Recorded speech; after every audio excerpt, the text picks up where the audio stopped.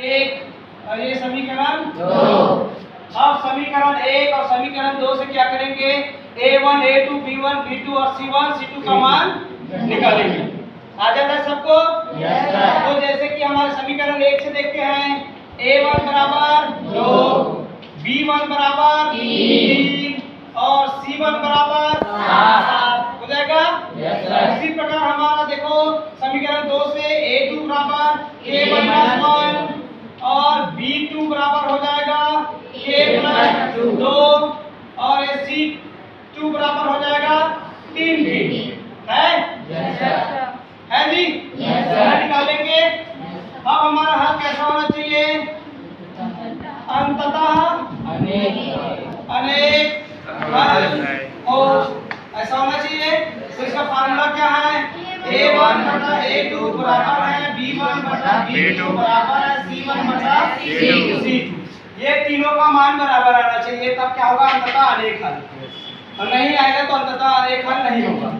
तो चलिए मान को a1 इन सभी मान यहाँ पे लिखिए, सबको रख देते हैं। तो देखो a1 का मान 2, a2 का k-1 बराबर है b1 का 3, b2 का k+2 बराबर है c1 का 7, c2 का 3 हुआ।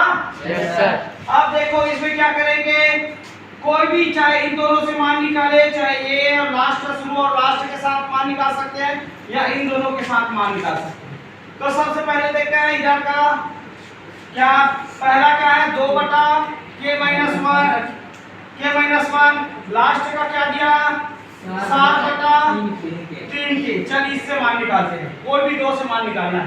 तो देखो इसको 3 को ऊपर ऐसे गुणा कर देंगे, ये वाले नीचे इधर गुणा हो जाएगा, तो 3 के इससे 2 से गुणा हो जाएगा, क्या हो जाएगा 6 के बराबर, ये वाले ऊपर चला जाएगा तो 7 का 7 ये k-1 हो जाएगा। Yes sir. चलिए 6 के बराबर है 7 गुणा कर दो, 7 के -7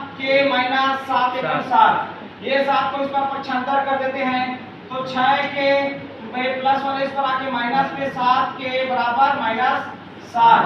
अब देखो बड़ा वाला चिन्ह 7 है, माइनस बचेगा, तो 7 में से 6 गए तो सिर्फ k बस बचेगा बराबर -7, दोनों माइनस कर जाएगा तो k बराबर 7 आया। चलिए ये तो इन दोनों से हो गया।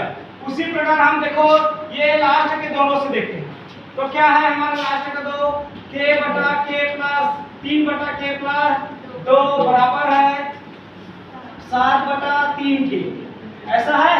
Yes sir. चलिए इन दोनों से फिर वैसी गुणा, तो 3 दिया 9 के, फिर ये इसके साथ गुणा तो 7 का 7 और k प्लस 2, तो 9 के बराबर 7 एकम 7 के प्लस 7 दूनी 14 हुआ। फिर ये वाले 7 के को अंदर लाएंगे बराबर किस पर, तो 9 के ये प्लस वाले इस पर आएगा -7 के बराबर 14। अब देखो 9 के में 7 के जाएगा तो 2 के बराबर 14, 2 एकम 2, 2 सत्ते 14, तो के बराबर 7 आया। यहाँ पर भी 7 आया, इसमें भी 7 आया। और एक बार देख लेते हैं तीसरा स्टेप कौन कौन से, इन दोनों से देखते हैं। तो क्या है 2 बटा k-1 और यहाँ पे 3 बटा k प्लस 2, ये इसके साथ गुणा तो हो जाएगा 2 का 2 और k प्लस 2, ये इसके साथ गुणा तो 3 का 3 और ये k-1 हो जाएगा। तो इसको गुणा कर दो, 2 के प्लस 2 दूनी 4, 3 के -3 एकम 3, इस k को इधर ला देते हैं और ये संख्या को इधर इस पर, तो इधर 2 के पहले से है, इसको इस पर लाएंगे तो प्लस वाले इस पर आके माइनस में बराबर, इसमें पहले से माइनस में है, इसको उस पर ले जाएंगे तो 4 माइनस में जाएगा हुआ। अब देखो एक प्लस में माइनस में बड़ा का चिन्ह माइनस है, तो 3 में से 2 जाएगा तो सिर्फ k बस बचेगा, ठीक है। इधर माइनस तो जुड़ जाएगा, माइनस तो रहेगा 7, a माइनस कटा तो k बराबर 7। कहीं पर भी देखिए 7 आया सबका मान, यस सर। अतः हमारा तीनों मान क्या है 7 7 7 इस फार्मूला के हिसाब से ये भी 7 ये भी 7 ये भी 7 आ गया। तो हमारा अंततः क्या हो जाएगा अनेक हल। अतः k का मान बराबर 7 तो आया, k का मान ज्ञात करना है तो, और लास्ट में क्या लिखेंगे अंततः अनेक हल होगा। ठीक है, बन जाएगा ऐसे ही। k का मान ज्ञात कर सकते हैं और अंततः अनेक हल को सिद्ध कर सकते हैं। ठीक है, चल ठीक।